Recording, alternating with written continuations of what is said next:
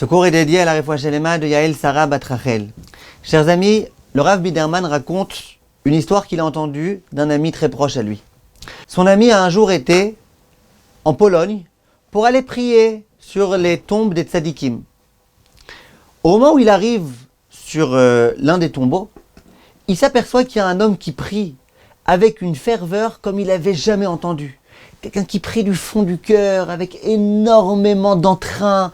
Et vraiment, il était en train de pleurer, il était en train de chanter, il était en train de crier, Il avait rarement vu quelqu'un qui priait avec autant d'intensité. Il a regardé cet homme-là, et à un moment donné, il s'est dit, mais je le connais lui, mais je le connais. Quand on était enfant, quand on était gamin, on était tous les deux à la même école, on étudiait la Torah ensemble. Et puis un jour, il a tout lâché celui-là, mais c'est vraiment lui. Et comment il a fait? Moi je l'ai connu après, plus tard, comme étant quelqu'un qui observait plus rien, qui observait plus le Shabbat, qui avait tout jeté. Bizarre. Et il le regarde continuer à prier. Au bout d'un moment, il s'approche de lui, il lui dit, dis-moi, tu t'appelles David? Il dit, oui, exactement. Il dit, tu te rappelles de moi? Il dit, ah ouais, quand on était à l'école ensemble, etc.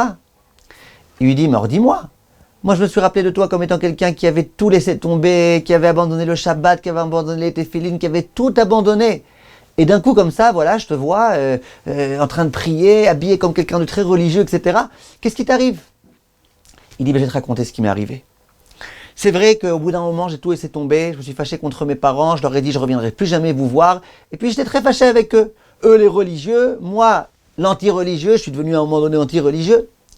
Il dit, un jour, quelqu'un est venu me voir et il m'a dit, regarde, je veux que tu saches une chose, tu fais ce que tu veux, je veux que tu saches une chose. Ça fait 10 ans que tu as quitté la maison de tes parents, n'est-ce pas? 10 ans que tu n'es pas venu leur dire bonjour. Ben sache que pendant ces 10 ans-là, la porte de leur maison, elle est toujours restée ouverte.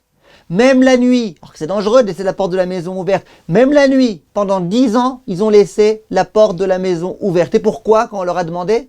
Ils ont dit, parce que notre fils, on ne sait pas quel jour il va revenir, mais on imagine qu'un jour il voudra revenir à la maison. Malheur à nous si le jour où il revient à la maison, ou la nuit où il revient à la maison, il trouve la porte fermée. Nous on laisse la porte ouverte, dans l'espoir qu'il revienne, Bezrat Hashem, et nous l'attendons.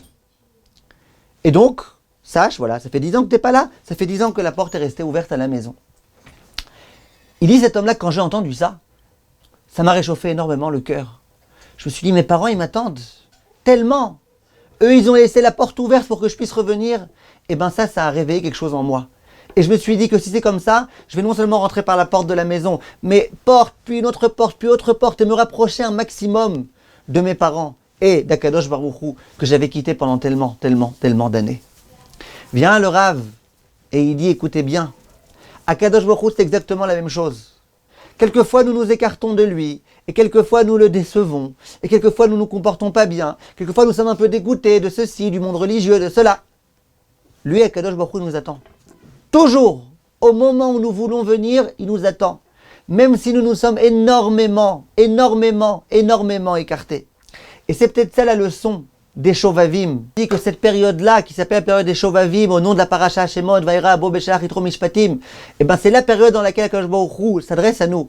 Il nous dit, Shuvu banim Shovavim, revenez. C'est vrai que vous êtes des enfants qui vous excitez, qui faites des bêtises, qui vous êtes complètement écartés du chemin. Mais vous, je vous appelle, venez.